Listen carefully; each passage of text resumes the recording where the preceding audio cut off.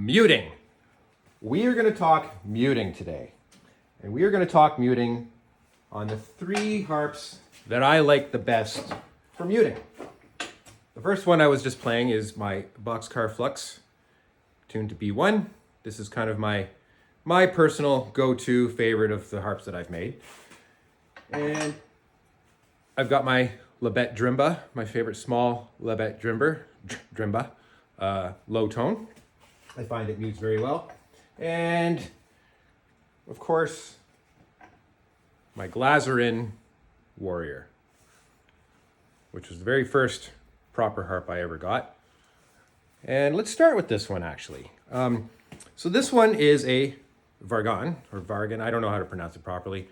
I think it's Vargan, I say Vargan, my Canadian twang, sorry.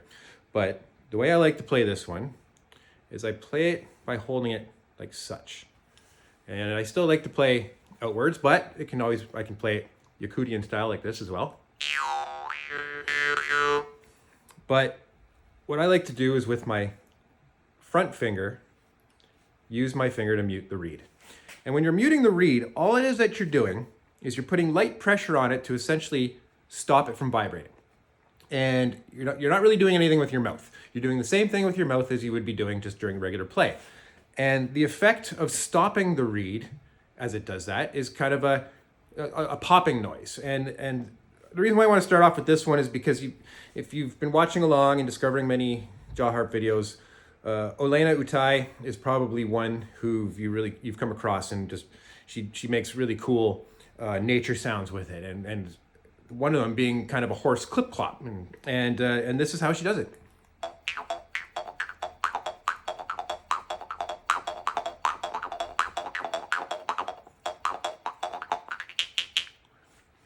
You change the shape of your mouth and you can get kind of different pitches of the muting. So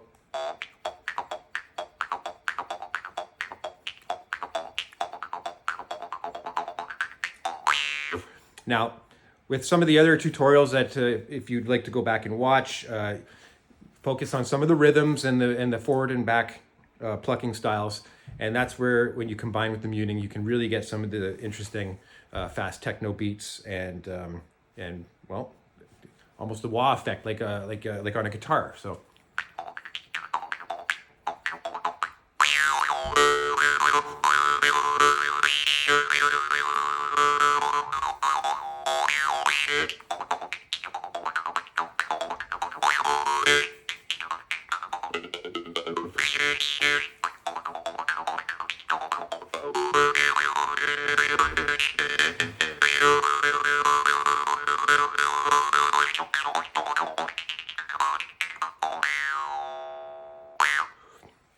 And of course, the pressure, if you put different pressure on your reed, you can mute it just enough where you're changing the pitch and you're getting a different note out of it as opposed to fully muting it. And I find that easiest to do. Again, we're going to go to my Flux here, which if you're familiar with my Surge harps, my Surges are shaped more like this, round style. Now, from the way I like to hold my harps to mute, I like to mute with my middle finger, unless I'm playing that Glazyrin. I find these triangular framed ones to be a bit more comfortable. And that allows me, with my middle finger, to kind of ride it up the reed a little bit to where I want it.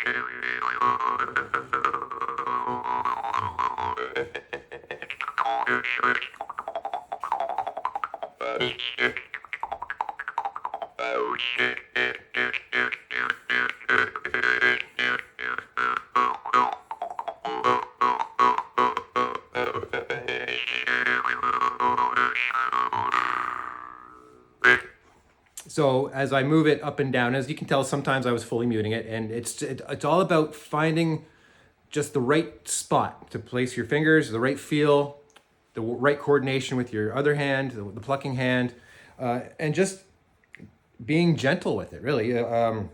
It's almost like a feathering motion. You're just kind of feathering it. You're barely touching it. It doesn't take much, but in order to fully mute it, you do touch it. And you notice I was able to lift it off, let it ring out, putting it back on, and that's where I was kind of getting that kick noise or kick for the techno beats. So you get that steady beat, and away you go.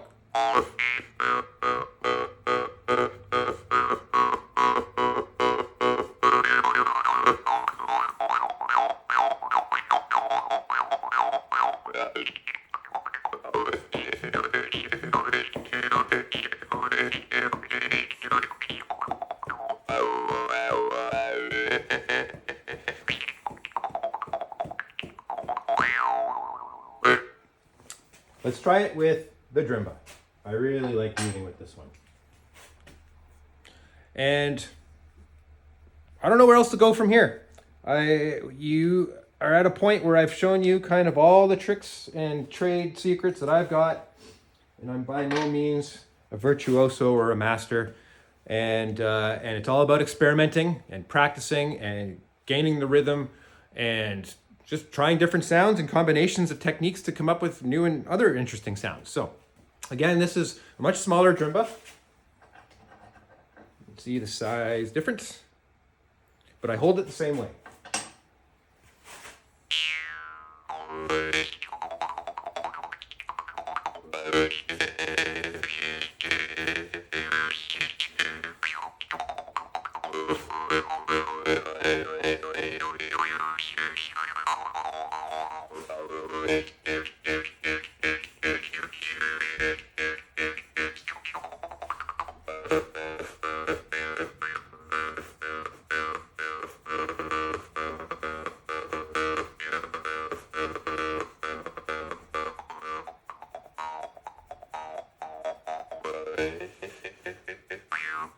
Now this one, because the frame is closer together, I can actually put my finger in the middle of it without touching the reed in the rest position. And that actually is much easier for feathering it and getting those changing pitches.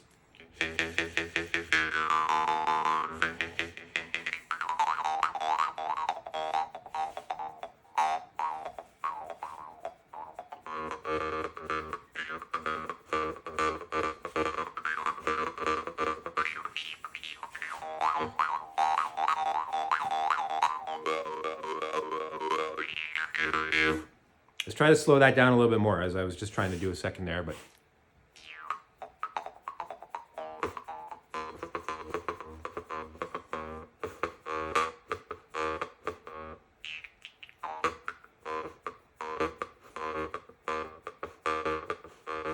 Might be hard to follow, but I don't know. This is a lesson I was kind of not sure I was going to explain this one, but it's a lot of, I find it may sound funny, it may be tricky to do slow, and I know in the previous lesson on rhythm, I was saying to slow it down, really focus on getting that muscle memory. But this is one situation, and sometimes I do find this in drumming as well, that it's almost just a little bit easier to do it at speed. You can get that feedback to yourself of it sounding like you want it to sound, and sometimes it's actually just harder to do when it's slower. So.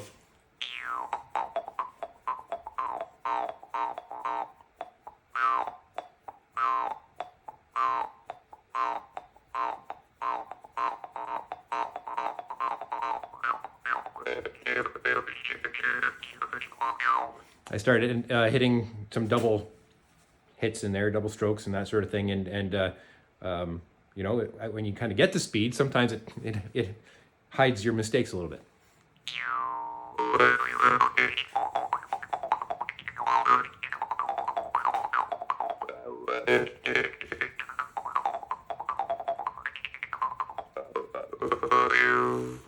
And the other thing to remember is just be aware of your trigger. I don't know if you can see these. Hopefully it's focusing. This trigger is a little bit shorter than this one.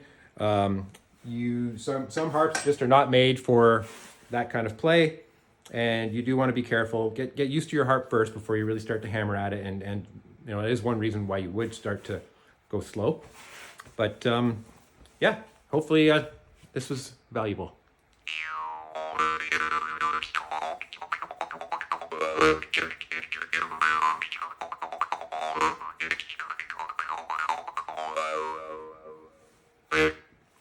Adios.